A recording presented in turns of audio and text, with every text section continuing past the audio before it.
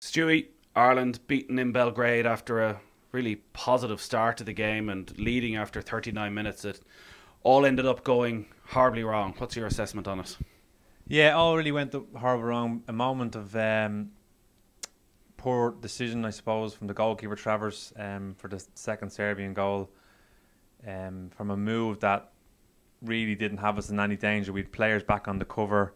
We looked to be able to have dealt with it, and then Mitrovic is just he spotted him, hasn't he? He's 40 yards out, seeing that Travers is way too far off his line, and he's had the vision and the quality to execute the lob.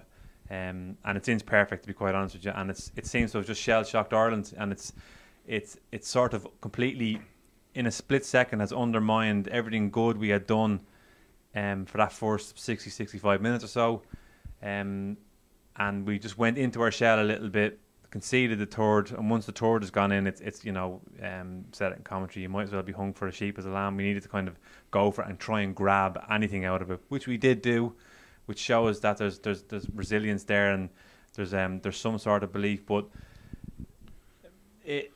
I don't want to look at the game, I suppose, as a whole. I would rather come away from the game looking at how, what was very good about Ireland. And we've gotten that monkey off our back, the goal thing. We've created opportunities. We took our goal really well. But it was still a defeat. And Still a 3.5 defeat. years ago, Ireland started a World Cup campaign in Belgrade and drew 2-2, playing Yeah. a different style of football.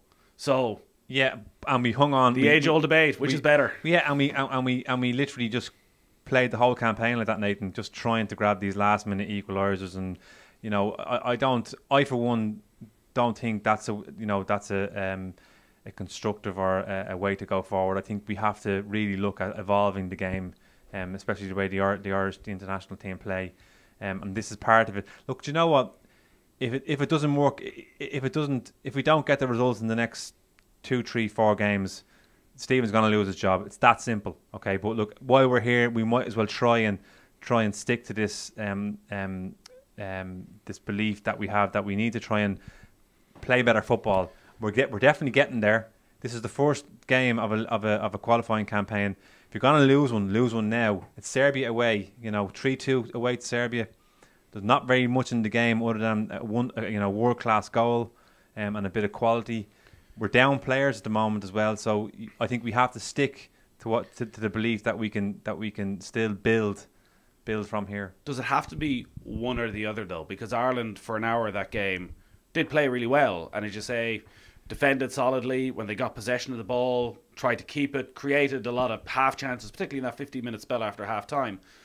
But is there, when you get to the hour mark, a moment maybe where you think, we're in Belgrade, away from home in the first game of the campaign, let's just take it. Let's just sit in, let's just keep it tight, and let's just hold everyone back? I think there's an element of that, yeah, and that's experience. I mean, those players should really know that. But I'll keep going back to it, Nathan.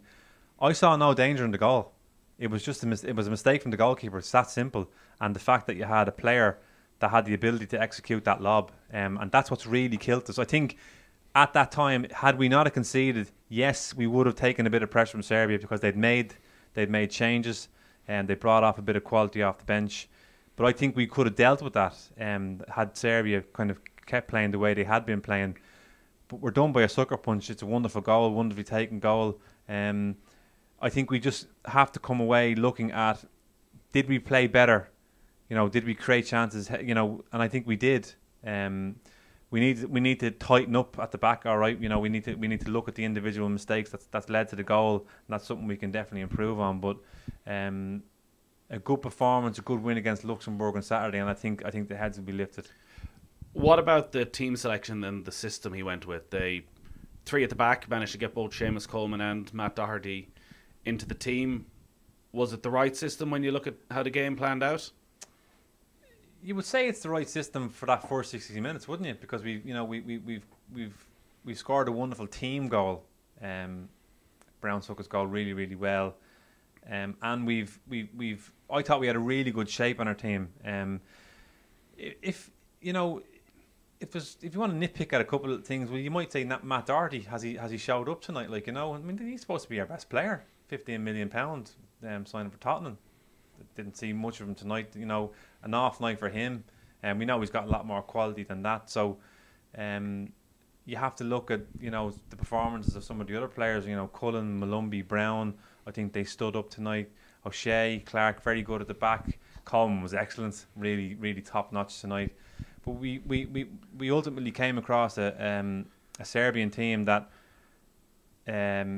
just had that extra bit of quality, really. And what we needed at that time was just to see out a 15-20 minute spell where we were going to take on pressure, and we didn't. We've conceded the second goal. That extra bit of attacking quality is something that Ireland have lacked under Mick McCarthy, under Martin O'Neill, really since Robbie Keane left the scene. That even those chances after half time were half chances, there were decent balls in, that there was no real clinical edge. That's not going to change. So what does Stephen Kenny do? Do you think any of these players can suddenly emerge with that level of quality over the next couple of years? I mean, you look at the likes of Adam Ida, Troy Parrott. I mean, they're all on the kind of periphery there. You'd like to kind of bring them through, wouldn't you? But I don't think that's going to happen in time for to maybe change Stephen's look, for want of a better phrase. I think we have to go with the players that we have at the moment, and the type of football and the system that we want to play, and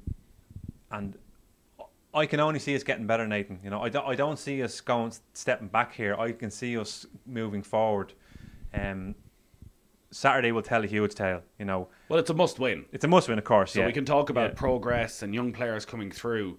5 defeats in 9 games, even with all the issues that were there with COVID.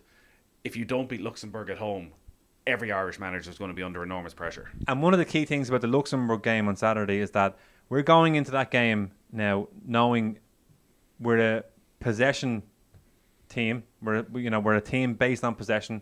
We're at home. We're expected to go and dominate that game, much in the way that maybe Serbia would have done for much of the game tonight. If we don't do that on Saturday, then the system's not worth the paper it's written on. It's not worth it. We have to go and dominate that game if there's any merit in the way we're trying to play at all. Ireland started the game with 5 players with under 5 caps. They finished the game with Hendrick, McLean, Brady, the Euro 2016 generation. Hendrick's introduction for Molumby, he's going to become a cult hero very quickly for Irish fans because he's all action, he's everywhere, he's going to get bookings, he's going to get sent off, he's going to do mad stuff. And he played really well, and we were both a bit confused as to why he was coming off. Maybe his energy levels were gone, having not played a lot of club football. Was that a mistake, taking him off at that stage? I think that'll be the argument, won't it? We'll look at that. So did we really need to do it? Maybe he was looking at bringing Hendrick on to give him 30 minutes rather than, sometimes it's difficult when you come on 20, 15 minutes to go. You can't get into the game at all. But I think there's merit in that. Maybe it was a little bit too early. It was 60 minutes, wasn't it?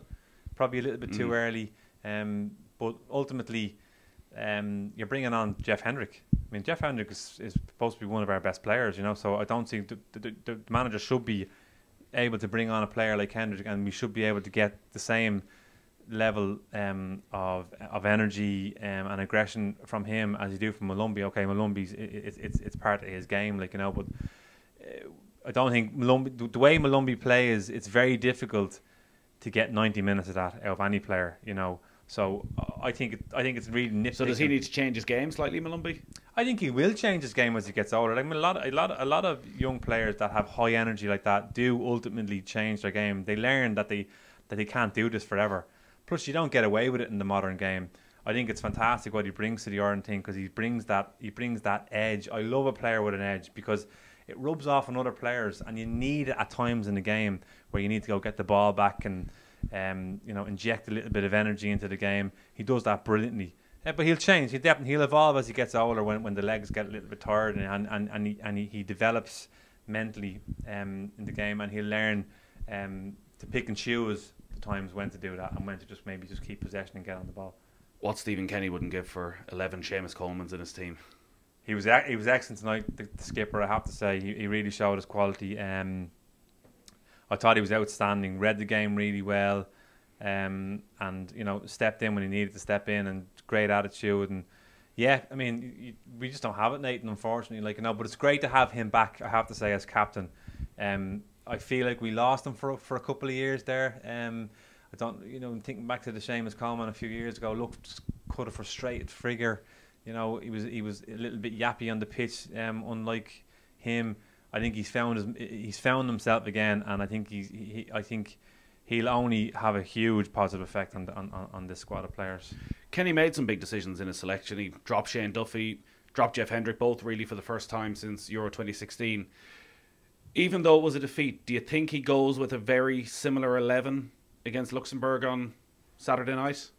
I do, yeah. You might see Hendrick start on Saturday, maybe because it's at home, because it's a game we're expected to really. I feel anyway, I feel we're definitely expected to go and show our stuff now on Saturday. A lot of talk about this possession style of football. We've now come to a point where the honeymoon period is over. We've gotten a couple of goals tonight. That monkey's off our back a little bit. We now need to see rapid progression. We don't play after Saturday. We don't play till September. Is that right? So I think we need to go away Saturday. Leaving people in a good frame of mind. And I think as manager, unfortunately now he's in the target zone. I suppose really he knows that. I mean you don't manage at this level and not know what's going on around you. So. He's got to galvanise them now. I don't think he'll have to do too much in the way of.